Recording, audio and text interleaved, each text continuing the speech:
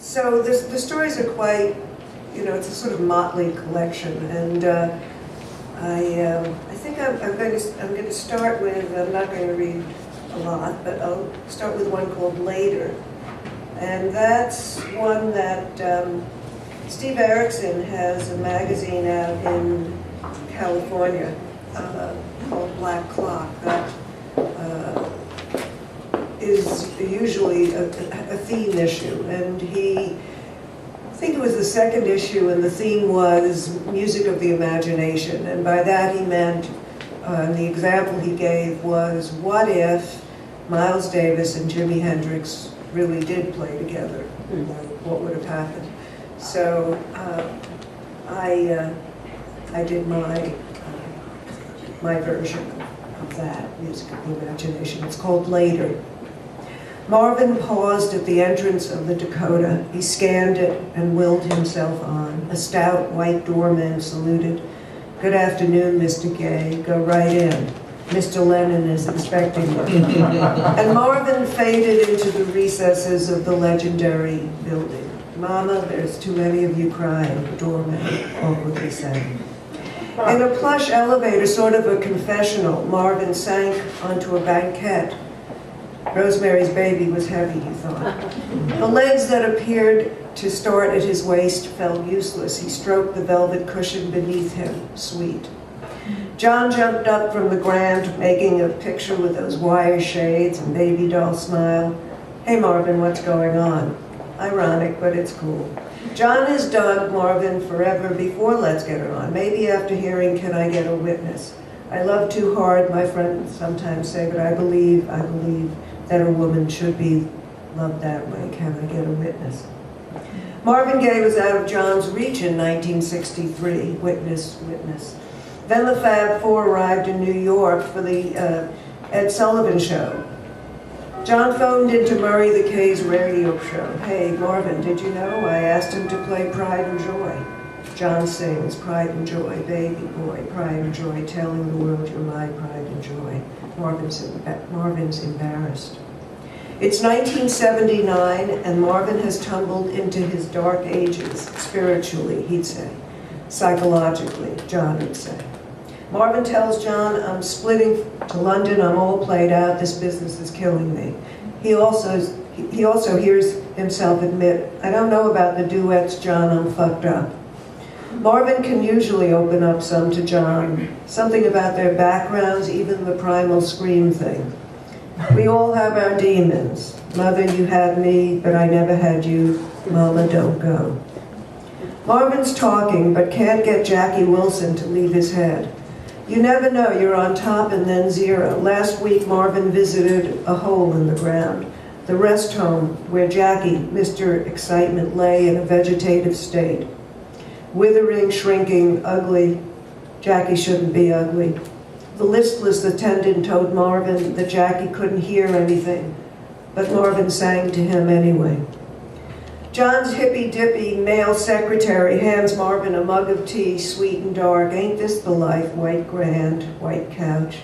Marvin kicks back, the weed relaxing him. Jackie was singing his hit Lonely Teardrops when he collapsed. Dick Clark saw Jackie drop and hit his head real hard on the stage, and that was it. Over, man.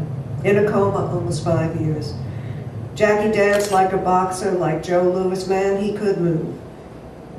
In the place I was after Tammy died, I didn't want to sing, I couldn't. You and she weren't, John says. Oh, it wasn't like that. Marvin watches something behind John. She was young and good, so good. I'm no Tammy Terrell, John says. Man, you're so right. Woman is the maker of the world. John laughs and tells Marvin he wants to find a groove, a straight-ahead sound. Round up the best sidemen, a top rhythm section with a bass player like James Jamerson. Marvin knows there's no one like him around either. And turn a lyric like love is wanting to be loved, funky, real, on the money, no bullshit. John's tired of the bullshit.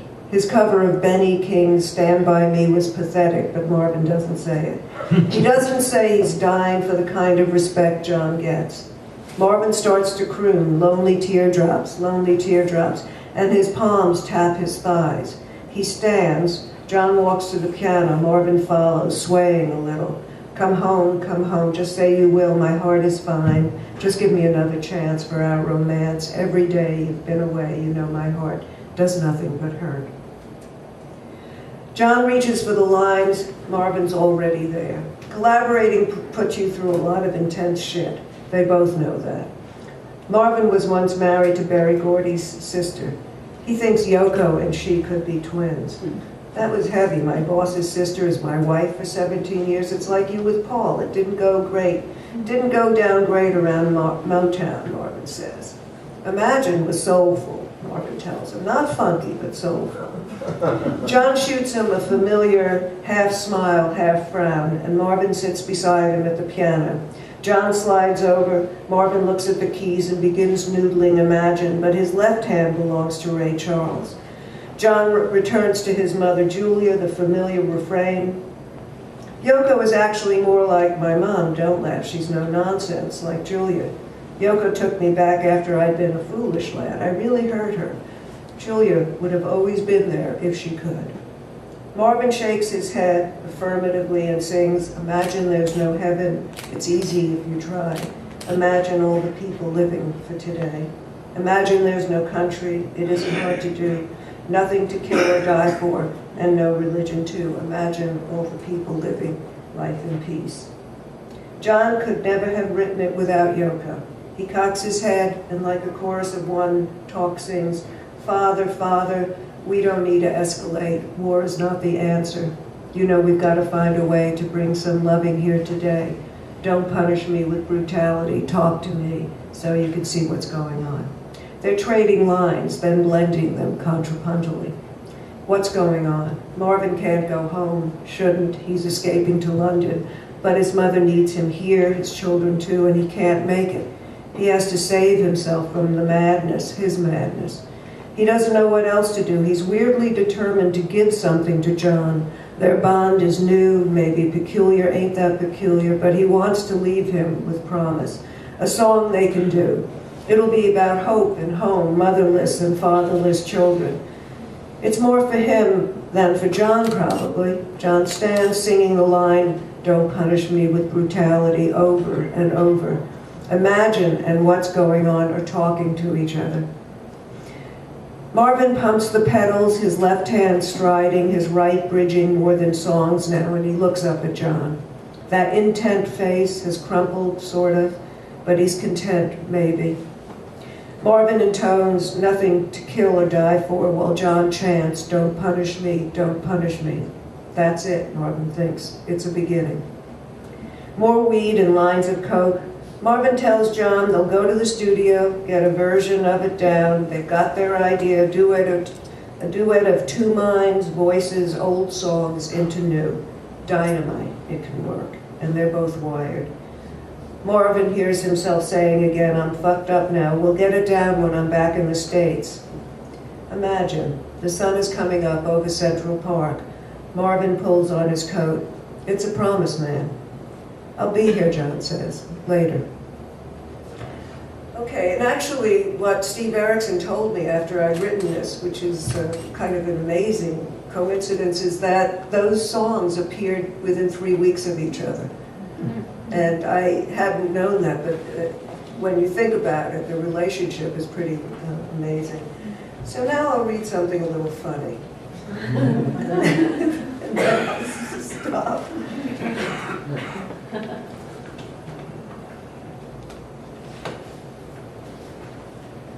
Okay, this was written for McSweeney's issue.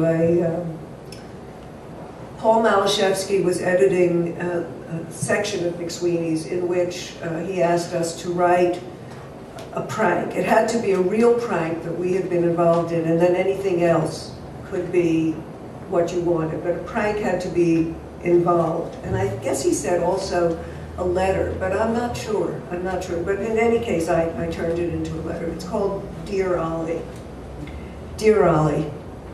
Oh, I should say that I'll pause. She's quoting some of what somebody else says. So rather than doing this or quote this. I'll just pause a little before I say it, and then you'll know it's a quote with it. Dear Ollie, it's been a long time. I think of you sometimes, and I know you think of me. I take a perverse satisfaction in that, even in the jaded ways you disguise me in your so-called fictions. I really don't care. But I just read your manifesto against the past. No one votes for guilt. I also have funny mental pictures of that mansion we lived in on the Hudson. It wasn't haunted, except by an unghostly Timothy Leary. Everyone said he dropped acid there. Everyone said they used to have wild parties. Even back then, the term wild parties bothered me. No one ever gave details. You and I were the only non-psych students living in the mansion. You and they were older, graduate students, but they were all research psychologists and thought everyone else was crazy. So they devised experiments to prove it. There was that one sullen guy who worked with rats. He had a big room near mine. I used to look in as I passed it. He kept his shoes under the chair of his desk in a certain way. Everything in his room had a specific order, and if his shoes were moved even a quarter inch, he went crazy. Remember when he drove his car into a wall? Then he disappeared.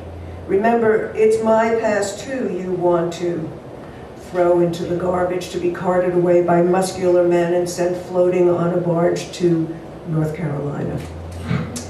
One night, you brought a friend home from Juilliard, a fellow student. If you recall, our dining room had dark walls and no electricity. We ate by candlelight. There were many candles in different states of meltdown on the long table that night, about 10, I think. Before dinner, one of the research psychologists suggested that it would be fun to put blue vegetable dye in the mashed potatoes. Your friend wouldn't know. We'd act as if the potatoes weren't blue, just the usual white, even though your friend might protest and insist they weren't blue. We'd keep insisting they were white. We'd just pretend he was crazy for thinking they were blue. We cooked this up in the kitchen. When you came in with him, someone took you aside and told you. You went along with it. Everyone has a streak of sadism, one of the psych guys said.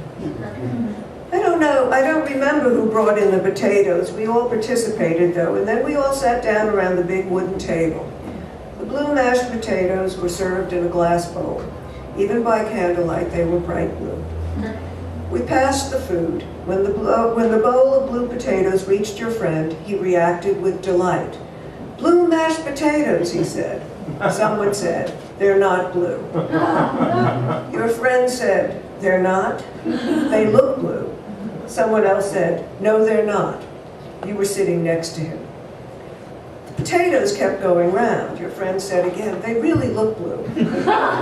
Everyone acted as if nothing was happening. Your friend kept looking at the bowl. He became visibly agitated. He said, they look blue. Someone said, maybe it's the candlelight. The flames have a bluish tinge. Your friend kept looking, squinting his eyes. Then he insisted, they look blue to me. Someone said with annoyance, would you stop it? They're not blue. Your friend turned quiet. He kept looking though, and we all kept eating.